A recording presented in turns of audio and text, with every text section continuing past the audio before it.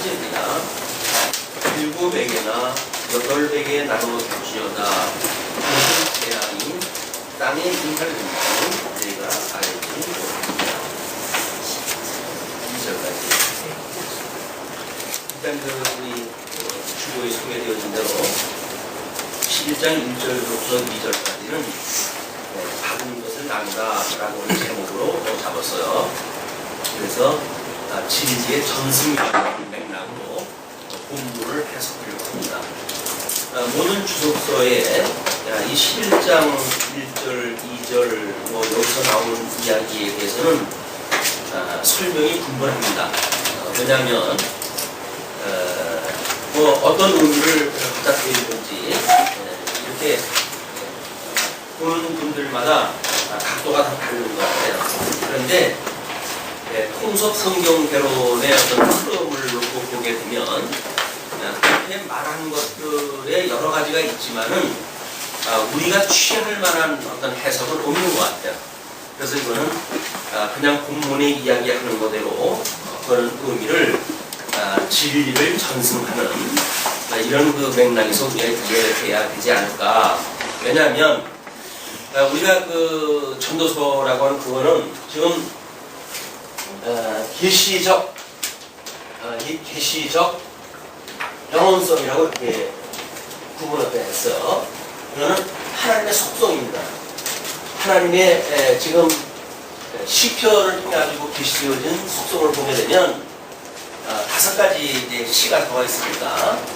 그 중에 우리 전도사라고 하는 거는 과거에는 영혼성이라고 하는 그걸로만 우리가 확인을 했는데 이 초월적인 이런 그 속성으로 보게 된다면 영혼성이 맞습니다. 그런데 하나님께서는 영원하신 하나님께서 어떤 내재성인 걸 뭘 가지고 이 내재라고 하는 성격을 가지고 이 영혼성을 어떤 계시를 이 계시라고 하는 거를 나름대로 성격을 띄어서 영혼성을 가진 하나님을 소개가 되어 있단 말이에요. 그러니까 이 적자에 대한 개념이 한글 사전적으로 한번 찾아보시게 되면 지금 우리가 가지고 있는 이 컴퓨터는 예배 시간 한 10분 전서부터 켜가지고 들어가는데 뻑뻑거리고 안 돌아가요. 요즘 핸드폰도 빠르고 그래가지고 핸드폰에 우리 이 적자를 찾아보시게 되면 금방 그게 됩니다. 그러니까는 이게 생활화돼야 되는데 왜 이런 게 쓴 거야? 적자를 사전으로 검색을 하게 되면 하나님께서 우리 특별 계시를 깨닫게 하시기 위한 수많은 그 부수적인 작업을 갖다 해 하시기 때문에 얼마나 이 많은지 몰라요. 자료가 우리가 귀찮아가지고 못 찾지. 그럼 뭘 드시면서 저렇게 이야기를 하는 거야? 라고 생각이 드신다면 그런 생각을 험과 동시에 바로 검색을 해가시고 반역 적자예요, 목사님. 예? 반역 적자. 이제 그거는 너무 이제 우리 단어만 가지고 있는 개념이라고 한다면 이거를 어떤 그 명사 뒤에 붙는 전미사로 해가지고 요 앞에 붙는 명사에 대한 성격을 우리가 보여주는 거란 말이에요. 그 성격에 따른 이 성격에 관한 이 앞에 명사에 대한 관한 이런 그 여러 가지 의미가 있어요. 그러니까는 우리 영혼성이라고 하는 그거는 하나님께서 이 계시라고 하는 것을 통해 가지고 우리들한테 영혼성을 보여주었기 때문에 이 내재되어진 계시성을 이것들이 이제 이 내재라고 하는 설명을 해설적인 계시적이라고 했지만 이걸 독자적으로 보게 되면 계시성이라고 우리가 볼 수가 있겠죠. 그러니까 우리가 전도사라고 하는 것이 영원하신 하나님께서 계시적인 방법을 통해 가지고 우리들한테 하나님을 계시하다 했단 말이에요. 그래서 우리 세계관이 내재적 초월성이라고 하는 우리가 이 세계관을 갖게 되어진 거예요. 이거는 이 초월성만 주장하는 사람들은 하나님이 천지를 만들어 놓으시고 지금도 저 먼데 그냥 계셔요. 그리고 우리가 직접적인 상관이 없는 거예요. 우리가 인간을 지어놓고 뭐 말씀도 다 기록을 갖다 해놓으시고 그리고 이제 우리들은 다만 초월되어진 하나님을 경외의 대상으로 이렇게 이제 섬긴다고 이야기하는데 성경에는 초월되어진 하나님만을 소개하지 않죠. 그것이 예수 그리스도의 이 강탄의 사건입니다. 하나님이 친히 만들어 놓은 세계 속으로 오시는 거예요. 그래서 우리들이 보이는 이 계시 세계, 현상 세계는 모두가 예수 그리스도의 언약과 예수 그리스도의 성취라고 하는 예수 그리스도의 사건으로 꽉 차버린 거예요. 그냥 아무 어떤 우스마바를 다 본다고 하더라도 그게 결국은 예수 그리스도의 이야기예요. 다.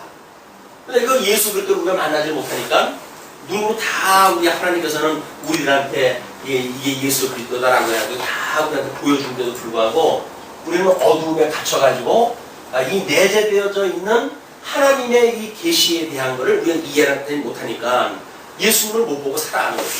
그게 어두움의 역사의 한계예요. 그러나 이제 우리가 특별 계시를 통해 가지고 우리 성령이 내재되어진 세계 속에 친히 오셔가지고 영원히 우리와 함께 하신다고 그랬으니까 영원히 함께 하시는 그 성령이 보혜사가 되어져서 이 세계가 하나님의 무엇을 계시하려고 하는 것인지에 대한 이걸 우리한테 잘 가르쳐 주시는 거예요. 우리는 성령의 충만함을 입었다는 이야기는 이상한 일을 하는 것이 성령 충만이 아니라 계시되어진 모든 세계를 통해 가지고 우리는 예수님을 만나게 되어지는 거죠. 예수님을 만나가지고 이런 설명을 잘 모르는 초대교회 때 이제 나름대로 헬라 문화에서 이야기되어진 그런 것들이 있잖아요. 이제 그 철학이라든지. 그래서 그것이 곧 예수 그리스도다 이렇게 설명하는 사람들이 이제 직접적으로. 그러니까 그거를 이제 믿지 않는 사람들은 아니 그 헬라라고 하는 그 아테나하고 유대라고 하는 예루살렘에 살고 있는 나하고 뭔 상관이 있냐.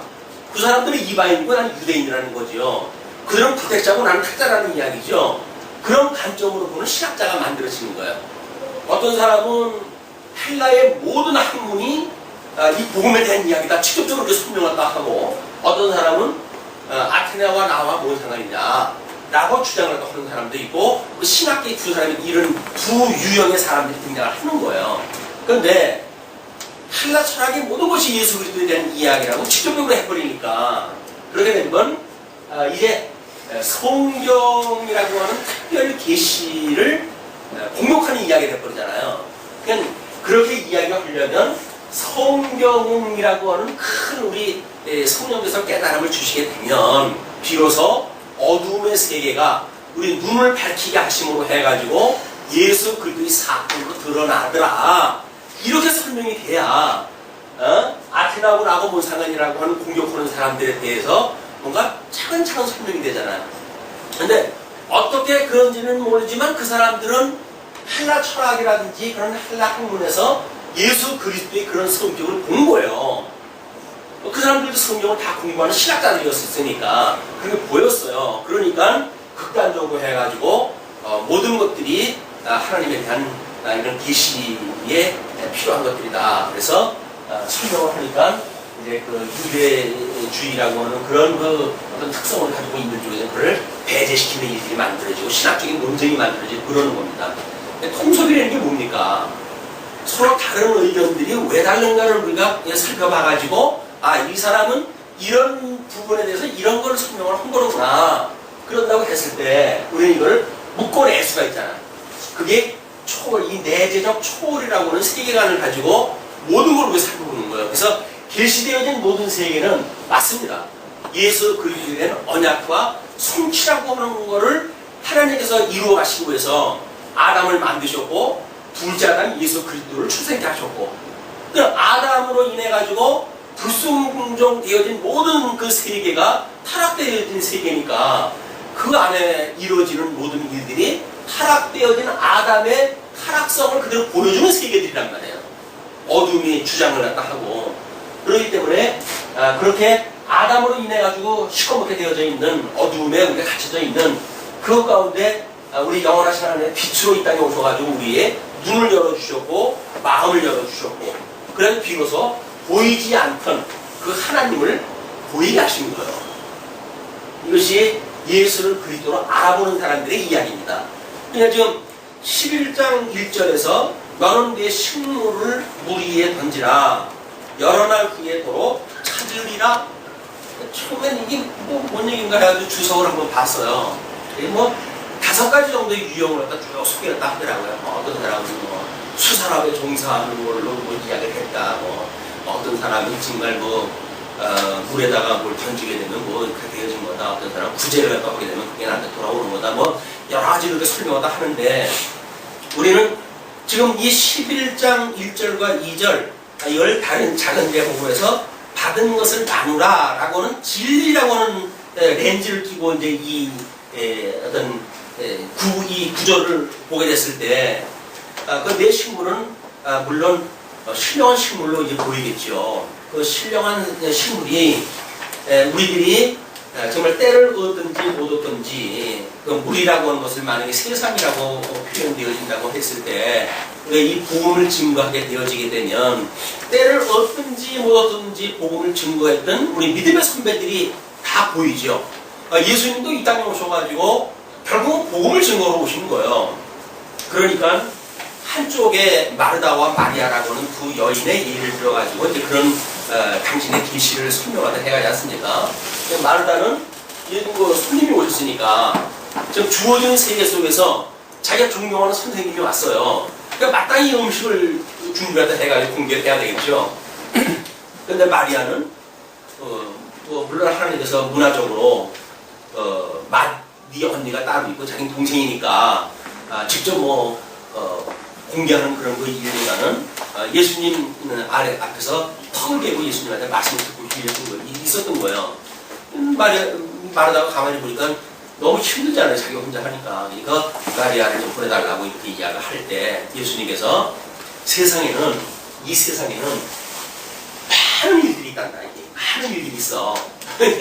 이 많은 일들이 있는데 그것이 여기에 예수님이 이 땅에 오셨다라고 하는 그 말씀을 듣는 그것 하나가 많은 일을 갖다 하는 것보다도 더 소중한 거야.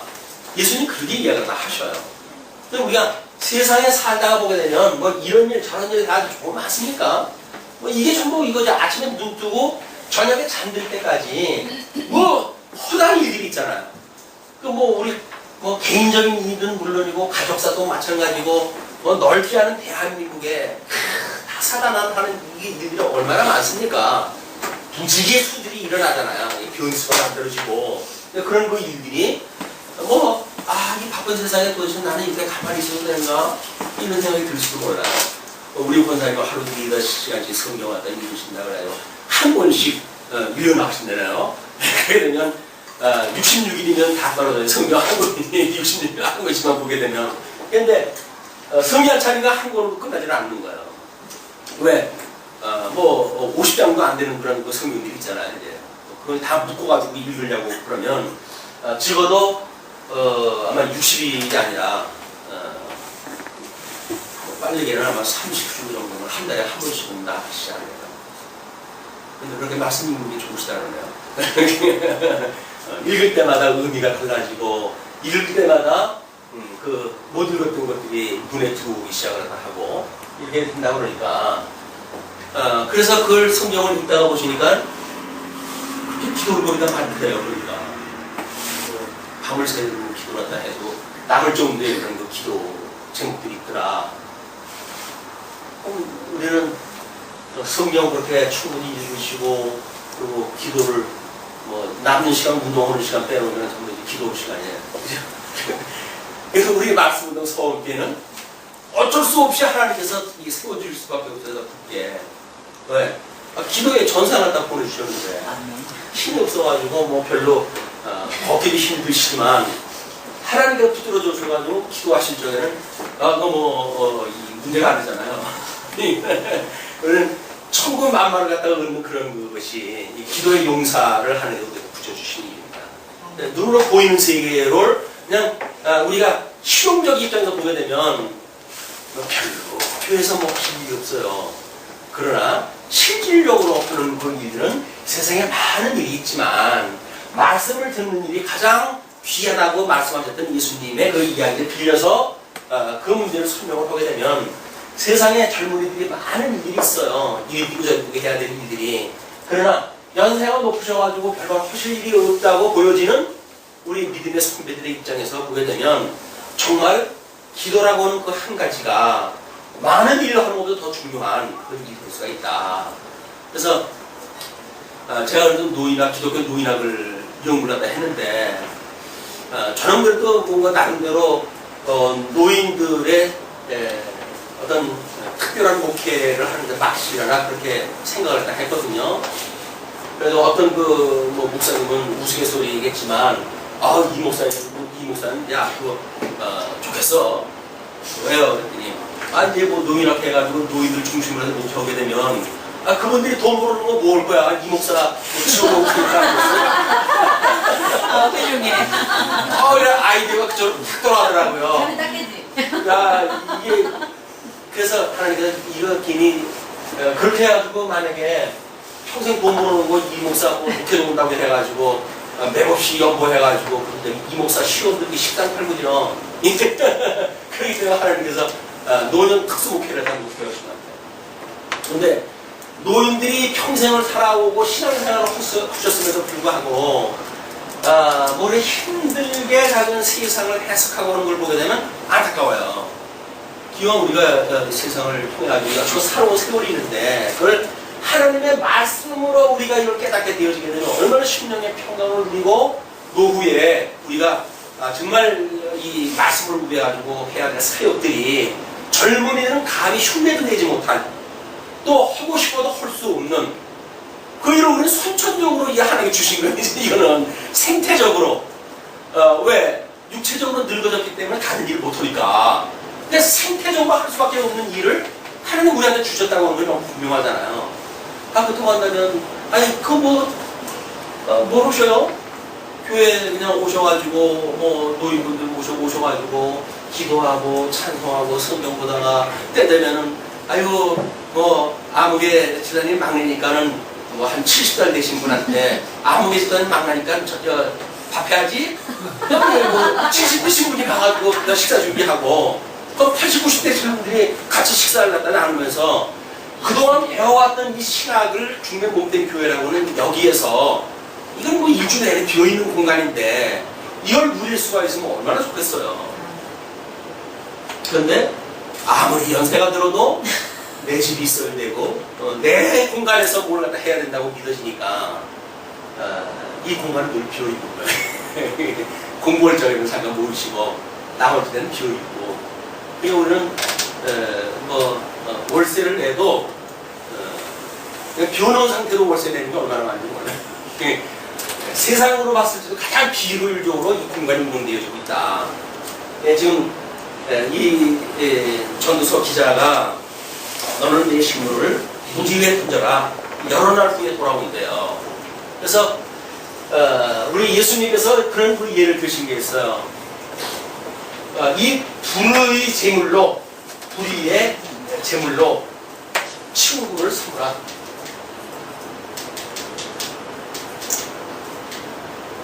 주인이 온다고 그러는 소식이 들으니까 그 돈을 받고 있던 하인이 큰일 난 거예요.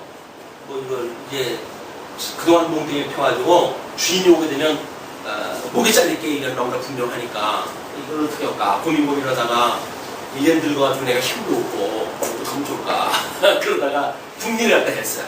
그래 놓고는 그 빚진 사람들 다 불렀어요. 다 불러가지고 너 얼마 빚졌니? 그래가지고 기름 한 마를 갖다 빚졌습니다. 그래? 너 5대로 써. 그러니까 절반씩을 다 이 탕감을 시켜버린 거예요. 그리고 나중에 그 친구한테 가가지고 내가 노후를 좀 의지를 해야 되겠다 하는 생각을 가지고 했어요. 근데 주인이 돌아왔어요. 주인이 돌아와가지고는 그 불의한 종이 한 일을 보고 참 지혜롭다. 이렇게 그걸 봤다는 거예요. 어떤 주인이 그걸 가지고 지혜롭다고 그러겠어요? 이게 누구 걸 가지고도 당연히 그러겠지. 근데 그 주인은 하인이 했던 의미를 본 거예요. 그게 뭐냐면 불의한 재물, 자기 재물도 아니에요. 주인의 재물이에요. 그걸 가지고 친구들한테 나눠줘가지고 친구를 갖다 만들어놨으니까. 물론 복음서에서 이 의미는 이 유대인들이 하나님의 말씀을 간직하고 있는 자들이지만 그 말씀을 철저하게 율법을 만들어가지고 사람들을 못 살게 만들어 놓은 사람들 아니에요. 그러나 예수님께서는 이렇게 그들이 못 쓰게 만들어 놓은 그런 그 율법을 가지고 이거를 당신의 친구로 삼아왔어요. 복음을 증거함으로 해가지고. 율법으로 인해가지고 모든 사람들이 죄의 종로를 탈 수밖에 없게 만들어놨던 그런 과거의 지도자들과 달리 참 메시아로 오셨던 예수님께서는 그 같은 성경을 가지고 당신이 메시아라고 하는 사실을 증거해가지고 당신의 친구를 삼습니다. 그래서 예수님이 우리의 친구가 되신 거예요. 예수님이 그 일이에요. 그 이야기. 우리는 성경을 통해서 계시되어진 이야기가 뭐냐? 하나님께서 우리를 사랑하신다는 이야기예요. 택한 백성들은 복을 주셨다고 하는 건 복을 회복해 주시겠다는 이야기예요. 그럼 회복되어진 복을 이야기해가지고 회복되어짐으로 말미암은 친구를 우리가 만들어내는 일들인데 그걸 가지고 자기들 배 채우고 기득권 유지하는 데 어떤 그런 그 유형에 쓰고 라고 했으니까 예수님의 책망하는 그런 그 이야기의 예로 이런 예가 들는 거죠. 우리가 하나님 주셨던 게 마찬가지예요. 유대인들은 율법이라고 이 복음이라고 하는 성경이라고 하는 어떤 그걸 가지고 있었죠. 이거를 율법이라고 하는 걸로 잘못 해석을 해가지고 자기네들의 걸로 살았잖아요. 그러나 우리는 이 성경이라고 하는 것이 아니라 일반 기시적인 데서 보게 되면 우리한테 가지고 있는 것이 뭐 사회적인 요소, 경제적인 요소, 정치적인 요소, 이 모든 요소가 결국은 하나님을 깨달으라고 주었고 이걸 통해서 복음을 증거라고는 도구를 주셨을 거라고요. 그것이 이게 사적생의 원리였었고 이게 연주보에 대한 이야기였었고 그리고 이것이 공주치에 대한 원리였었다. 우리가 만약에 하나님께 주셨던 우리가 이게 타락되어진 우리한테 주었던 모든 은혜의 선물들이에요. 이런 것이 주어졌다고 한다면 거기서 죽는 일이야말로 살아나는 일이에요. 이 불의한 재물에서 내가 죽어야 친구를 삼는 일이 만들어지지요. 근데 우리는 이 복음을 깨달았다고 그러면서도 내가 왜 죽어? 그래가지고 우리는 정말 살아나는 걸 거부해요. 내가 그걸 왜 버려? 그래가지고 정말 부유하다라고 하는 사실을 우리는 스스로 거부를 갖다 해요. 다른 사람을 섬기는 일을 거부함으로 해가지고 우리 하나님께서 다스린다고 하는 걸 보여줄 수 있는 기회를 우리 스스로 원천 봉쇄가 이걸 시켜버린단 말이에요.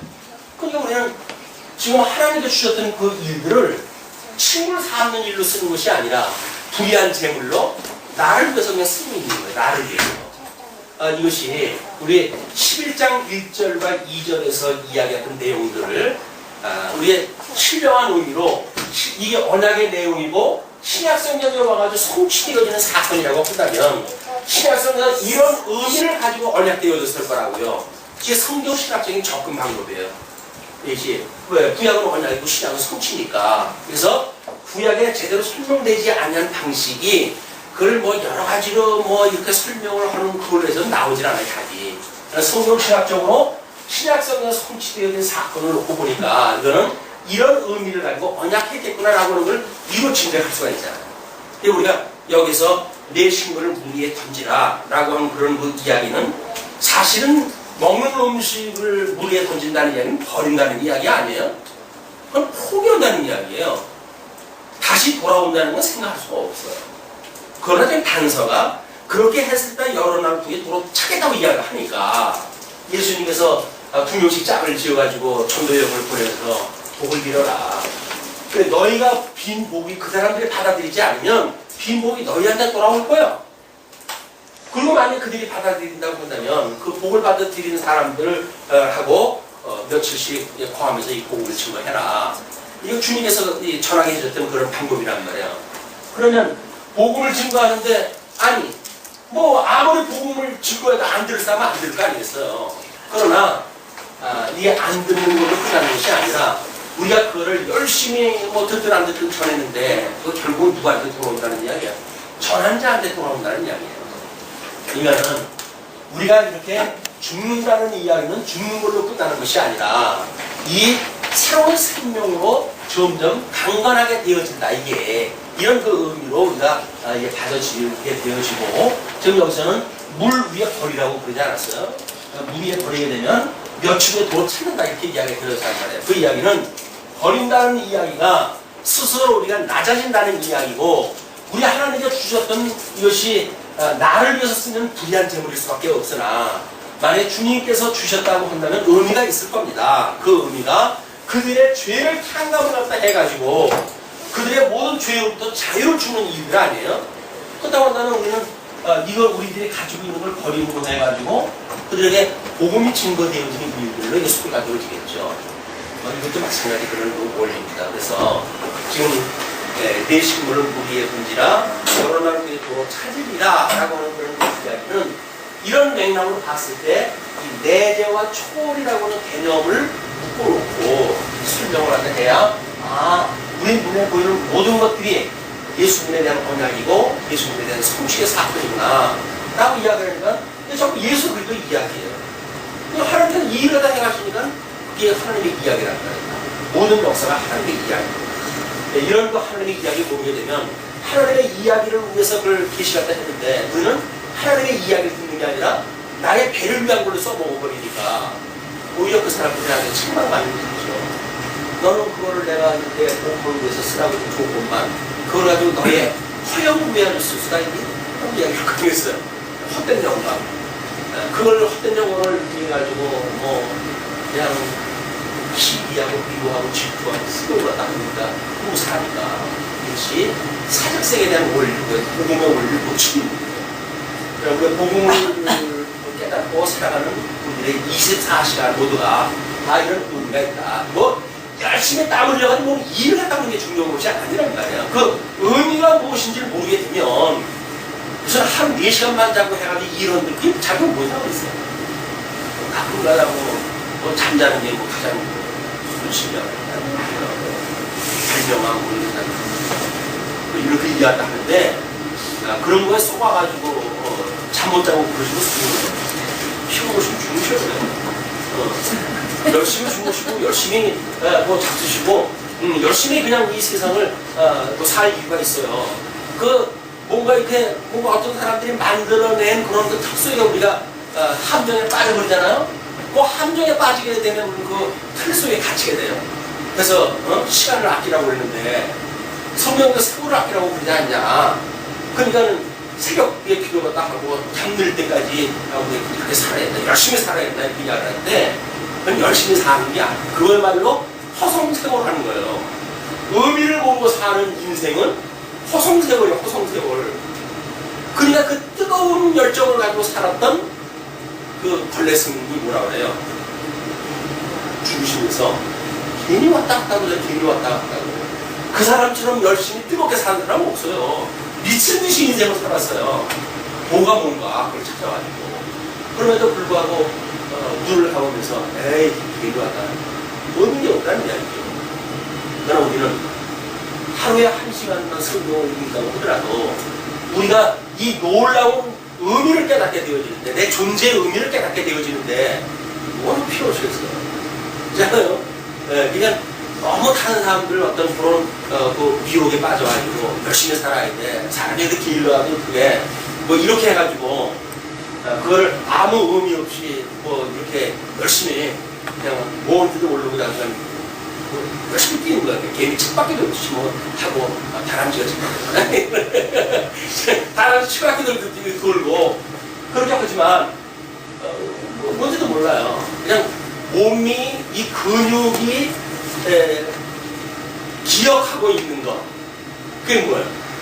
그냥 뛰는 거예요. 그러니까 다람쥐가 쳇바퀴를 갖다 뛰는 거예요. 목적이 있어 뛰는 거 아니에요. 그냥 이 육체에 만들어진 조건이 뛰게끔 만들어놔서 하나님께서 그게 뛰는 거예요. 그걸 보고 말 못하는 미물 다람쥐도 저렇게 열심히 뛰는데 인간이라고 하는 것이 맨날 그래가지고 그냥 이렇게 이야기를 하는 거는 이솝이라고 하는 이야기지 성경적인 이야기가 아니란 말이에요. 우리가 성경의 원리를 모르게 되면 세상 사람들이 이야기했던 모든 교훈적인 거 그런 거에 여기 함정 빠지고 여기 함정 빠지고 도처에다가 그 사람들이 함정을 하고 기다려야 되니까요. 우리 믿음을 가지고 있다고 하면서도 그런데 함정 빠져요. 그냥 푸쩍 빠져요. 그러니까 우리 주님께서 주님 저 좀 건져주세요 라고 했을 때 말씀이 기억나고 그래 비로소 사탄아 물러가라 하고 우리가 그로부터 자유를 입지. 세상에 주어지는 어떤 교훈 속에 빠져가지고 어떤 우리한테 주는 당위에 의해서 우리 삶을 살아간다고 하는 그 이야기는 한마디로 습관되어진 길들여진 채로 살아가는 종의 모습이에요. 우리는 비록 종의 을 가지고 있다고 하더라도 우리는 자유자다운 종의 모습을 하는 겁니다. 그래서 예수님이 상정과 종에 대한 예를 들었던 이유들이에요. 이런 걸로 이 공주치라고 하는 원리를 설명하기 위한 거지만 그때 당시에 종이라고 하는 건 거의 재산 아니에요. 주인의 재산이에요 그냥. 근데 그 예수를 다 믿는다고 하는 하나의 조공을 해가지고 같은 형제로 자매가 되어지는 사건이란 말이에요. 그런데 그 사람이 형제 자매라고 부른다고 해가지고 종의 신분을 잊어버리고 아 이제는 나도 뭐 주의 자녀고 당신도 주의 자녀인데 내가 왜 당신 말을 들어야 돼요? 라고 해도 그 사람이 그렇게 할까요? 안 그래요. 더 치급정성으로 상전을 모시게 되어지는 것이 이것이 복음을 아는 사람들이 일이다. 복음을 모르고 되면 엉뚱한 거에 빠져가지고 평생 허송세월로 다 갈 수 없다. 예. 너는 내 신분을 가지고 여러 명의 찾으리라. 7에게나 8에게 나눠줄지어다. 그 7이라고 하는 충만한 숫자, 8이라고 하는 새로운 또 의미, 뭐 이런 뭐 이제 그런 걸 볼 수 있겠죠. 그냥 나눠줄지어다. 왜냐하면 무슨 재앙이 땅에 임하는지 내가 알지 못하니까 그 이야기예요. 이걸 또 무슨 뭐 우리 주식 투자하는 사람들은 주식은 바구니를 여러 개로 나눠야 된다고 이런 논리로 설명할 수도 있겠죠. 그러나 우리들은 하나님이 우리한테 주어지는 이 칭호를 삼는 문제, 이걸 우리한테 주어진 걸로 해가지고 하나님께 주어진 것만큼 주어진 그런 그 시간 동안에 복음을 통해서 칭호를 삼고 주 안에서 사랑을 표현하려고 한다면 이것처럼 기쁜 일이 어디 있겠어요? 성도들의 만남밖에 기쁜 것이 없는 거예요.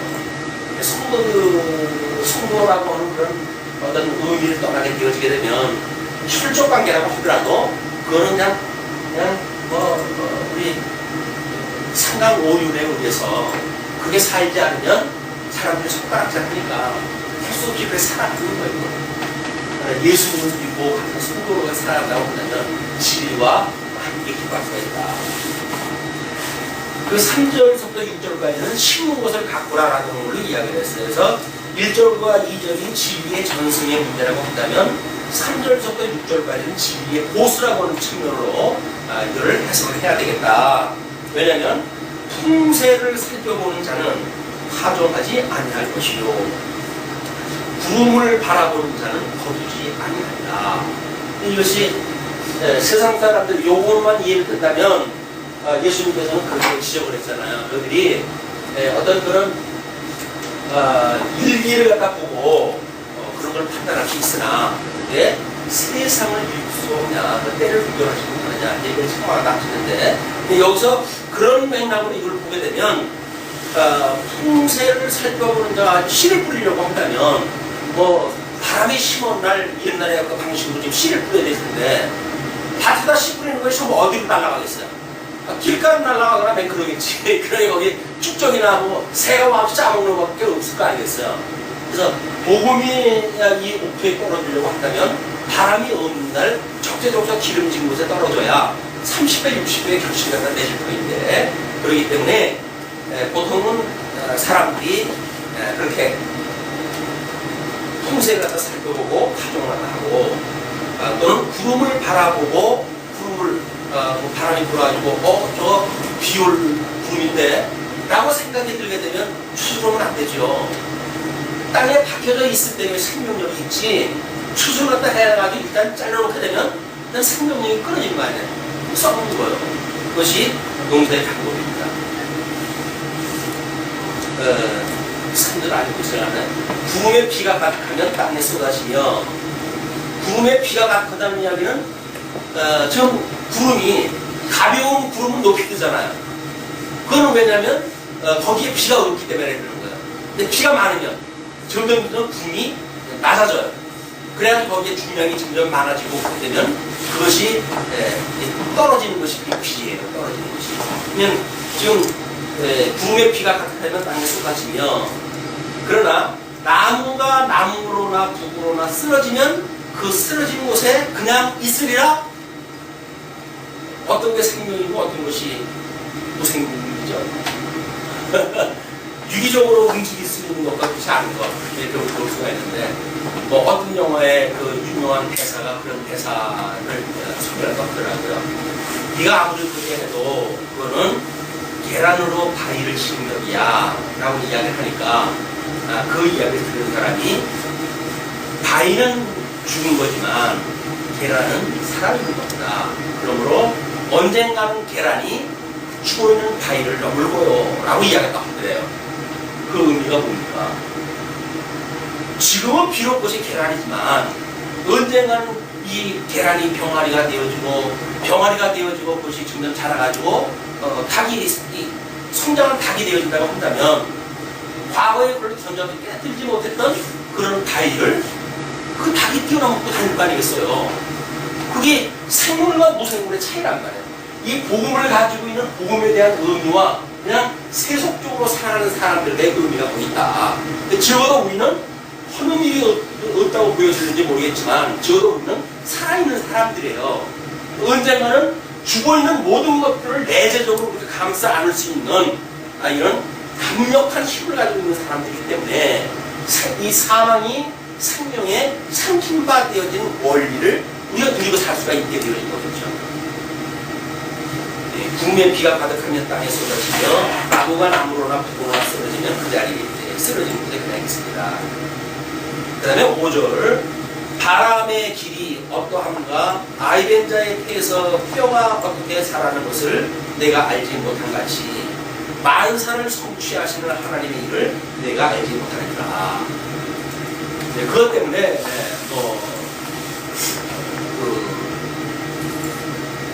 힐라나 펌피를 이야기가 있대요.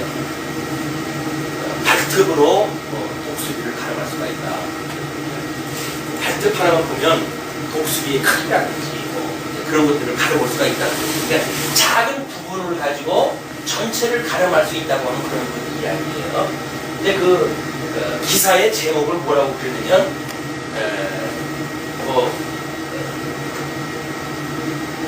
불확실한 그런 전형적인 사고 그런 걸 정조하는 걸 이야기가 되어져 있더라고요. 그러니까 우리가 작은 걸 보고 큰 거를 가름할 수가 있어요. 우리는 보통 조그만 정보를 가지고 여러 가지 이런 세상을 점치고 그러지 않습니까? 우리 전문가들이 나와서 이야기하는 거 보게 되면 어느 나라의 어떤 데이터, 어떤 나라의 어떤 데이터를 놓고 우리나라에서 펼쳐진 어떤 제도에 대한 것들을 논의하고 그렇게 되어져 있는 걸 이제 판단을 하고 그렇게 되어지기 때문에 이 작은 데이터가 전체가 될 수 없죠. 그러나 우리가 작은 데이터를 비추어 가지고 전체의 흐름을 읽어낼 수 있을 거라고. 우리가 특별계시라고 하는 걸 통해 가지고 우리는 하나님께서 이 모든 걸 의미를 알 수 있는 걸 주셨잖아요. 근데 우리는 전체를 가지고 있기 때문에 부분을 해석하는 건 오히려 더 쉬운 거예요. 다른 사람은 모르는 사람들이 부분을 가지고도 전체를 가능하는데 우리는 전체를 알고 있다고 해서 부분을 모른다는 건 말이 안 되잖아요. 우리가 이 부분을 해석하지 못하는 것은 부분 속에 함몰되어 있을 때 그런다. 부분 속에 빠져버리게 되면 그 옆이 보이질 않아요. 그래서 우리가 좀 더 마음을 넓히고 그래서 하나님에 대한 그런 지식이 깊이와 높이와 넓이가 어떠한지를 배우는 일이 말씀을 상고하는 일들이에요. 우리가 사는 인생 경험한 것만 가지고 이게 다라라고 보는 것이 얼마나 이게 좁은 일입니까? 그러나 성경이라고 하는 특별 계시를 통해 가지고 마음만 넓히게 되면 하나님이 어떠한 분인지 이 엄청난 걸 우리가 깨달을 수 있는 건데 좁은 거에 빠져가지고 우리는 그냥 여기서 힘들어하고 여기서 괴로워하고 그러나 그럴 때마다 정월 초하는 날 그 말씀을 지금 말씀을 했잖아요. 그때 기자를 뭘 문단했어요? 영원하신 하나님을 문단해. 영원하신 하나님. 천지를 지으신 하나님. 그분을 우리가 보게 되면 현실 속에서 작은 것에 어떤 해석이 안 될 때 그걸 만드시는 하나님을 우리가 볼 수 있다고 한다면 그 문제가 자연히 해결될 거 아닙니까? 그러면 작은 현실 문제에 빠져가지고 인생을 힘들게 사는 거예요. 그러나 대주제가 되신 우리 예수를 만나게 되면 우리는 더 넓은 생명력을 우리가 찾을 수가 있고, 그리고 그분을 또 하나님의 그런 그 어떤 영광을 위해서 보내주신 영원하신 하나님을 우리가 깨닫게 되어진다고 한다면, 만사 하나님과 정하시지 않은 것이 되어지는 게 어디 있겠어요. 그렇게 되어진다고 한다면 잘되는 일도 내가 잘 나가지고 한 것이 아니라고 하는 겸손한 마음이 생기고, 안 되는 일도 내가 못나서 그랬다고 하는 자기의 어떤 괴기감을 우리가 이걸 없앨 수가 있는 거 아니겠어요. 이런 것이 하나님을 아는 지식이 없기 때문에 만들어지는 타락되어진 인간들의 하나님을 모르는 사람들의 비웃기다. 성령이 오실 때도 그런 이해를 하겠죠.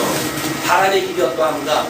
바람이 동에서 불어가지고 서로 가는지 너희가 그걸 어떻게 아느냐? 성령이 오심도 그와 같다. 그 이야기를 하잖아요. 바람이 어디서 오고 가고 하는 줄 약간 모른다고 그러는데, 우리는 성령이 와가지고 지금 우리가 내재할까 하면서 영원공토록 우리 예수 그리스도에 대하여, 하나님에 대하여 그 보혜사가 우리한테 알려주신다고 그러는데, 우리가 모를 게 뭐가 있겠어요? 그분이 우리한테 함께하시는데, 그분이 함께하시지 않는 거에 비용이지, 그분이 우리와 함께하신다고 한다면 우리는 세상 만사 해석 안 되는 게 없어. 다 해석이지. 아이의 벤자의 길에서 뼈없게 살아가는 것을 내가 알지 못한 같이 만사를 성취하시는 하나님의 일을 내가 알지 못합니다. 그렇기 때문에 이렇게 때를 알고 이렇게 하는 것이 중요하다.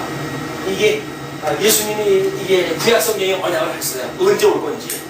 그래가지고 모형적으로 이야기되어졌던 것이 뭐 선지자를 통해가지고 뭐 70년 만에 회복되어질 이야기, 또는 나중에 성경과 성곽이 회복되어질 때 그것들의 뭐 한때와 두때와 반때, 또는 성전에 뭐 가정하는 것이 쓰게 되어질 때 어떤 일들이 만들어질 것, 구체적으로 다 보여줘요. 구체적으로. 예수님 오셨을 때 그 성전이 사람들은 주 70년 후에 망가질 때 그때의 성전에 뭐 가정한 걸 세웠다고 그러는데, 사실은 예수님이 오셨을 때 그 성전을 뭐라 그래요? 전부 뒤집어 엎어버리잖아요. 니네들이 이 하나님의 이 기도하는 처소를 그런 장사꾼의 이 구조를 만들었도다. 나를 전부 뒤집어 엎어버리라 그러잖아요. 이미 성전에 가정한 걸 가득 차 있는 거란 말이에요. 가정한 걸 보지 못하는 거예요, 사람들이. 그리고 거기 진짜 목숨을 닦아놔가지고 뭐 가정한 거, 그걸 이렇게 생겨났을 때에만, 가정력이 섰구나 라고 보여주니까 이게 때를 치는 거예요. 실질적으로 예수님이 오신 거는 이미 가정한 것이 이 성전에 가득했을 때 예수님이 오시는 거예요.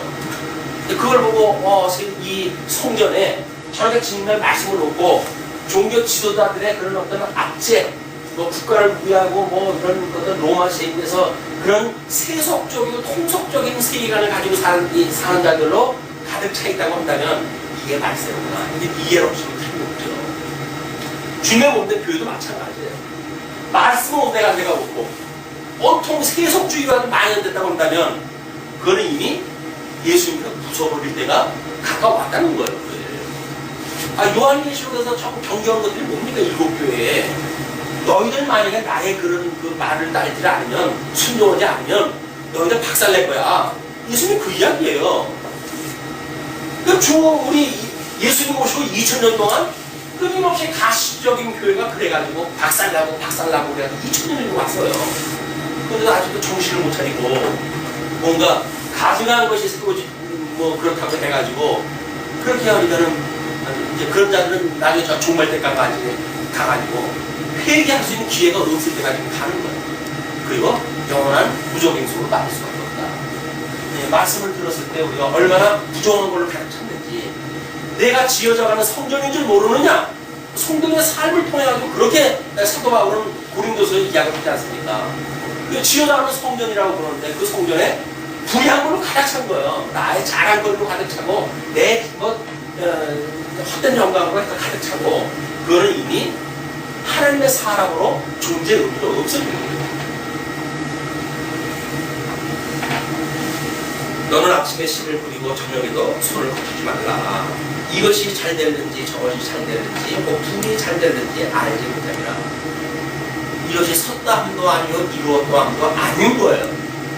예수를 믿고 이미 예정되어졌기 때문에 한 번 구원받은 사람은 멸망받지 않는다고 그렇게 하면서 이야기를 하는데 성경이 끊임없이 씨를 뿌리고 저녁에도 손을 거두지 말래요. 끊임없이 그게 뭘 움직이는 거예요. 뭔가 씨를 뿌려놨으면 그걸 가두는 일이 계속 되어지는 거지.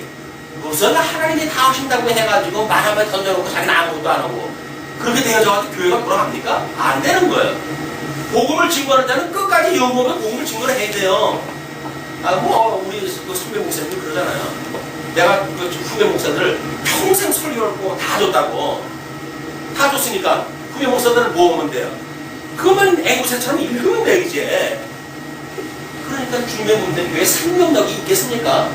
그냥 공부받은 책자 봐가지고 뭐 강론 다시 한번 들어보고 그리고 그걸 갖다 앵무새처럼 옮겨놓고 살다가 보니까 주님의 몸된 교회가 말씀의 운동력 자체가 없어져 버리는 거야. 말씀의 운동력은 말씀을 공부하고 연구하고 전하고 받고 하는 순기능적으로 이게 돌아야 되는 거 아닙니까? 순기능적으로. 근데 다 작정되어지는데 이제는 뭐 전할 필요도 없어. 목사는 뭘 니들 뭐 맨날 앵무새처럼 볼 때 그거 뭐 필요 없냐? 어떻게 해야 되니까? 방송으로 다 보는 거예요, 이제는. 그런 시대가 온 거 아니에요? 그래가지고 다 깨지려고 하는 거라니까요. 이제 방송으로 다 봤는데요. 어차피 뭐 사람한테 시켜도 앵무새처럼 할 텐데 뭐. 그럴 바에야 원전을 보는 게 낫지, 주제. 그러니까 그렇게 프레저 받으면서 가르치는 자들이 하나둘 떨어져 나가고 할 일 없고 이런 우리가 아닌 거예요. 하나님 말씀 공부하고 이런 거 해야 돼. 가르치는 사람은 끊임없이 그 가르치는 말씀으로 자기가 어떤 생명이 유지되어진 걸 인식을 한다 하고 그래야 되는데 뭐 함께 살 사람들 뒤에다 칼 꽂으면서 뭔 성도의 성도 목사는 비목사고 이미 말씀이 떠나버린 지어져가는 성전인지 모르느냐? 주님께서 그러는데 지어져가는 성전은 못 지어져가는 성전. 다 완성된 성전인데 몇 년 동안 우리 예수님 모습 중에 48년 동안 지었던 성전이라고 그래요. 헤롯 성전이 다 뭐 미석으로 해가지고 멋있게 가꿔졌어요. 목사로서 품격이 있어요. 저분은 정말 아주 훌륭한 목사님이로구나. 그래서 기실 거기에는 강도의 부정이 걸린 성전이란 말이에요. 욕심으로 가득 차고 한국교회가 어떻게 되면 상관도 없어. 내 새끼가 물려받아서 잘됐는데 이게 말씀이 있는 교회에서 일어나는 일입니까? 아니죠. 하나님을 못 믿어요. 내 자신을 믿을지언정 하나님을 못 믿어요. 그것이 교회를 가지고 있는 효시란 말이에요. 정말 그럴까요? 아들한테 물려주면 문제가 없을까요? 그 다음에 아들은 원수가 되어져요. 이 원리를 모르게 됩니다. 자, 이제 그 7절에서부터 한쪽 가로 2번으로 바뀌게 됩니다. 하나님을 배울 것 이렇게 이야기했어요. 그래서 7절로 8절 죽음을 기억하라. 계시의 10이라고 되어 있었는데 빛은 실로 아름다운 것이라 눈으로 해를 보는 것이 즐거운 일이로다. 빛은 실로 아름다워요. 그러니까 눈으로 해를 본다는 이야기는 뭐예요? 우리 예수님의 그 말씀으로 어떤 예수님을 내가 보고 내가 듣는 거예요, 지금. 그 말씀을. 그래서 영광이 눈에 보이는 거예요. 주님이 바로 이 영광을 위해서 오셨군요. 주님의 몸된 교회를 통해서도 그 영광이 보이고, 그것이 우리가 눈을 보는 거지. 저 찬란한 태양을 보고, 정월 초하는 날 거기다가 비나이다. 꽃핀다고 해가지고, 태양에 떠오르는 태양에 이 꽃핀다고 해가지고 이게 복입니까? 아니란 말이에요. 하나님의 그 말씀, 그걸 우리가 제대로 이해하는 것이야말로 즐거운 일이다. 사람이 여러 해를 살면 항상 즐거워할지어다. 그러나 캄캄한 날이 많으니 그날을 생각할지어다. 그 뒤에 뭐라 그래요? 장래일은 다 헛되도다. 뻥뻥한 데서 사는 그런 그 일들의 의미를 모른다고 한다면 그는 장수가 더 하나 많아요. 제일 고민은 뭡니까? 현대의 제일 고민은 뭔가요? 100세의 시대예요. 100세의 시대. 100세의 시대인데 평생 힘있게 살 적에도 하나님 모르고 살았어요. 나머지 인생을 하나님 알고 살까요? 하나님 모르고 살아요. 그게 다 원수야, 이제는. 어느 어떤 방송을 보니까 그 노인들 이렇게 모여가지고 이야기. 연세가 들게 되면 요즘 시설들이 잘 돼 있고 편해요. 뭐 이렇게 한쪽 방에 이야기를 하는데 그 아드님이 이야기하는 것이 좀 어머니 계신 분이 그게 프로그램을 만들어놨더라고요. 어머니가 눈물을 흘리시더라고요. 나는 쟤네들 떠나가서 살 수 있는데 난 쟤네들 없이 살 수 있는데 언제까지? 그것도 김병희 교자 없다고 아니 힘쓸 적이야 섬길 수 있죠. 형들 움직일 수 없으면 생업에 종사한다 해야 되는데 어떻게 올 거야? 시설에다 모셔야 될 거 아니겠어요? 본인이 만약에 그런 어떤 시설 적응을 할 수 있는 의미가 없다고 한다면 그 다음에는 감옥이죠. 감옥. 거기 맞아. 이 100세의 시대 옛날 같으면 아프면 그냥 죽을 수 있는 시대가 얼마나 편하겠어요. 죽지도 못하고 요즘은 병원에 입원하고 하게 되면 그냥 숨까지도 강제로 쉬어가게끔 만들어가지고 죽지 못하게 만들어 놓으니 이게 얼마나 고통의 시간이 되겠다. 이런 것들을 신앙교육의 이해를 하고 되어졌을 때 믿음으로 사는 사람들의 이 도구가 얼마나 백발의 존귀함처럼 귀한 건지 의미를 여기서 할 수가 있는 거죠. 그것이 여러 해를 살면 항상 즐거워할지로다. 그러나 캄캄한 날이 많으니 고난이 생각할지로다. 장래일은 다 의미를 모르는 그런 의미들은 다 헛되죠. 그리고 이제 9절로 10절 청년의 할 일에 대해서 이렇게 이야기해요. 청년이여 내 어린 때를 즐거워하며 내 청년의 날을 마음에 기뻐하여 마음에 원하는 것과 내 눈이 보는 대로 쫓아 행하라. 신났죠? 얘는 하고 싶은 대로 하라니까 신났어요. 성경이 하라고 그러는데 못할 거 보이냐. 문제는 그 뒤에 그러나 라고 해가지고 부대길 밟아놨다고 하는 내용이 있는 겁니다. 하나님이 이 모든 일을 인하여 너를 심판하실 줄 안다. 그래서 21세기의 가장 비극은 하나님이 없다고는 어둠 속에 살아가는 이 실존주의자들. 이 실존주의자는 가짜 실존에 속고 있는 거예요. 숨 쉬고 있는 것이 실존이라고 믿어지니까 우리들의 실존은 영원한 실존을 믿는 사람들이에요. 이 영원하시기 때문에 이거는 바람과 같이 있다가도 없고 있다가도 있어지는 일이다. 그렇기 때문에 우리는 이 영원한 실존을 갖다 믿는데 이 현대 이 실존주의자들은 자기가 숨 쉬니까 존재한다는 거예요. 내가 숨 쉬고 있으면 존재한다. 이렇게 이야기를 하는데 그러니까 자기 육체가 원하는 대로 살 수밖에 없어요. 마약으로 요즘 게임도 중독으로 넣어야 된다고 법령을 지느냐 어쩌냐 해가지고 이제 그 말들이 많은데 마찬가지입니다. 자기의 유익을 위해 살아갈 수밖에 없는 세상이니까. 그러나 하나님이 이 모든 일로 인해가지고 심판을 하시는 거예요. 예수님을 모르고 살다가 100년을 살든 120년을 살든 그렇게 되면 다 심판을 받는 것이고 만약에 여기서 비록 짧은 인생을 산다 할지라도 예수를 그리스도로 알고 믿고 살아간다고 한다면 그 주와 기뻐하는 그런 삶을 살게 됩니다. 그래서 10절에 그런즉 근심으로 내 마음에서 떠나게 하며 악으로 내 몸에서 물러가게 하라. 그렇게 심판한다고 하시니까 근심으로 내 마음에서 떠나가게 하고 악으로 내 몸에서 물러가게 하라. 어릴 때와 청년의 때가 다 그러니까 앞에서 말하는 것처럼 캄캄한 날이 만약에 지나간다고 한다면 장래일이 다 헛된 거예요. 마찬가지로 아무리 젊다고 하더라도 하나님의 그런 의미를 깨닫지 못하고 살아간다고 한다면 생명을 받지 못하고 살아간다고 한다면 청년의 때가 다 헛된 겁니다. 그런데도 요즘은 80살, 90살 드신 분들이 이팔 청춘을 보면 그런 거예요. 나도 저런 때가 있었는데 나도 젊으면 얼마나 좋을까. 근데 그거는 정말 백발의 그 존엄을 모르기 때문에 아니 60 넘으면 60 넘은 사람처럼 보여야 되는 거예요. 그래야 연륜이 보이는 거 아닙니까? 근데 60살 먹은 사람 보고 아유 젊은이 같아요. 그러면은 아유 그래? 그러고 그게 무슨 뜻인지도 모르고 좋아요. 그건 다 다른 말로 얘기하면 뭐래요? 아유, 나이만 먹었지 생긴 거 보니까 그냥 그러네요. 그 이야기예요. 예? 나이만 먹었지 보이는 거는 그냥 그러네요. 그 이야기예요. 이게 욕이란 말이에요. 노인네 보고 어유 젊어 보이십니다 라고 하는 그 이야기는 욕이에요. 욕.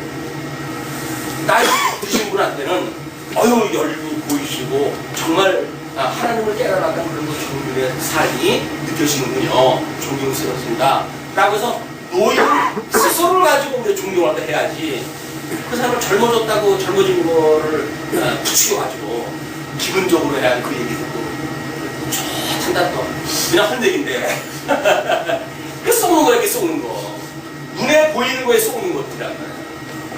진리를 우리가 알고 있다고 한다면 하나님이 오라고 하시는 그날이 최고의 날이죠. 이게 다 사역자로 다 쓰였으니까 가실 거 아니겠어요? 그게 제일 행복한 거예요. 그게. 그래도 어떻게 100세 이 시대인데 평균 나이는 사는 거 아니지 내가. 그러니까 인생살이가 힘든 거예요. 왜? 어떻게 될지 모르니까 더 살아야 돼. 지금 사는 것은 족한 거예요. 족한 거. 하나님이 오라고 그러면 기꺼이 언제라도 주님 불러주셔서 감사합니다. 기쁘고 즐거운 마음으로 우리 주님께 전하자. 주께 어떤 그 목사님이 그거 불러가지고 집으로 가자. 그 찬송을 부르셔가지고 요절을 하셨다고 어떤 목사님 집으로 갔대요. 우리 원래 있는 집으로 간다는 거예요. 그럼 그 집에 가셔서 영원공토록 우리 주님과 더불어 사는 그날을 우리가 기대하고 기약하고 그리고 기도하고 소망 중에 우리 하나님께서 육신적으로 주어진 시간을 잘 보내주셨으면 좋겠습니다. 2014년은 그렇기 때문에 더욱더 보람 있는 한 해가 되어질 걸로 믿고 오늘 말씀 주겠습니다.